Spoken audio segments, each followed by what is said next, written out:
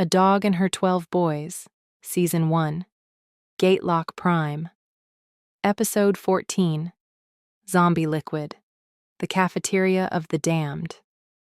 Then we reached it.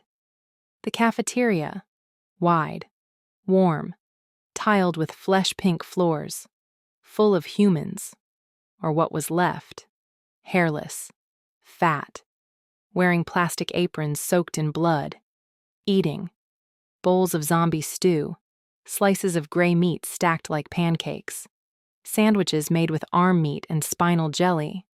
A fountain of red ichor bubbled in the center. I dropped the cloak. They looked up. We smelled their fear before they made a sound. Then the first one screamed. We charged. Boy 3 took the left flank, bashed a jaw with a cafeteria tray, then stabbed through the throat. Boy 2 flipped a table and fired 3 shots point blank into a cook's chest. Boy 4 dropkicked a diner into the stew fountain. He didn't resurface. Blood hit the lights. The room flickered. Boy 8, still limping, used a broken chair leg to rupture a knee. Boy 10 poured scalding stew onto 2 of them and ignited it. The smell was revolting.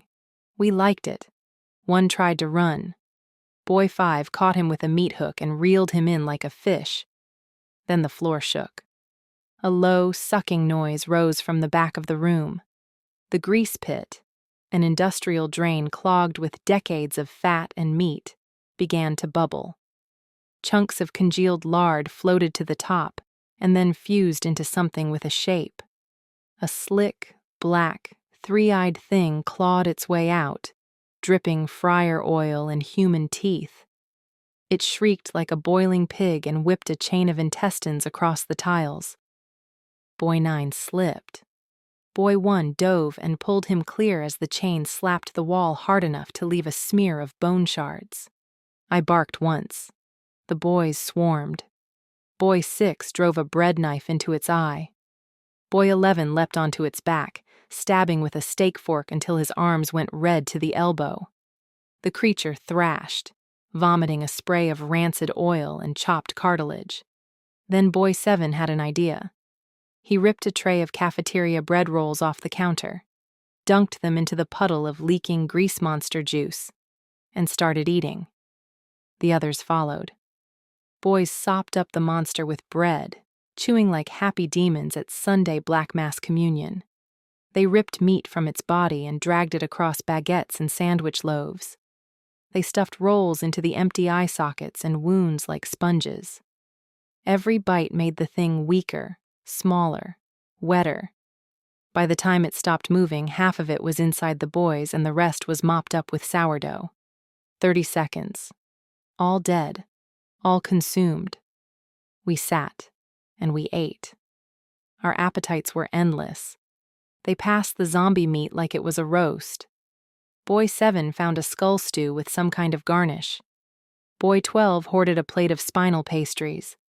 I found something that looked like heart jerky. It crunched perfectly.